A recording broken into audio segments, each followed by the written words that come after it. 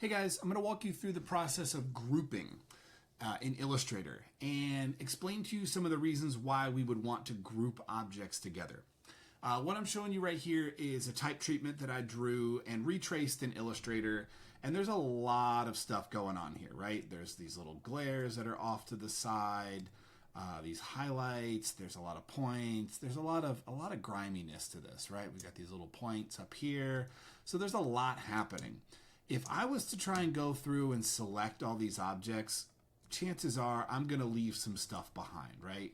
I don't want to do that. I want to go through and basically take the entire thing all at once, move it over to whatever file, using the techniques that we had in the last section for copy and paste. But I want to make this process a little bit easier on myself, and I want to go through and group them. So I'm going to go through and show you how to group using Command G, and then also how to go to Object and select Group. I'm going to do this in two sections though. I'm going to do the top words, or the top word, and I'm going to do the bottom word. Okay, so I'm going to click and select across all of this, and I'm making sure that I have everything touched, which I do. Okay, kind of extra point there, that drives me nuts.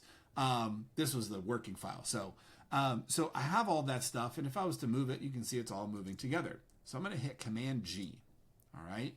The next thing I'm going to do is I'm going to select all the bottom artwork, and this is where you have to be careful. I'm going to go ahead and select all the way up into this area where the other word is, but I'm going to hold Shift and select the word that I don't want. Since I'm already grouped up here, it's going to deselect all those letters, okay? So now I have just this section right here. I'm going to hit Command G there. This gives me the opportunity to go through when I want to change just this word to blue or green. I can do so, and I can change this one to a darker green, and I can do so. I can also go through and select all of it by hitting Command A, and that selects everything on my artboard, and I can go through and group it there, or I can go to Object, Group. All right, now I have a group. If you've been paying attention, I have a group within a group. So if I select all of this and hit Command Shift G to ungroup, these right here, which I have already grouped, are still grouped together, right? So this is nesting groups. I have elements that I want to keep together, and then all those elements come together as one big element that I want to take with me and convert all at the same time. So these are nested groups.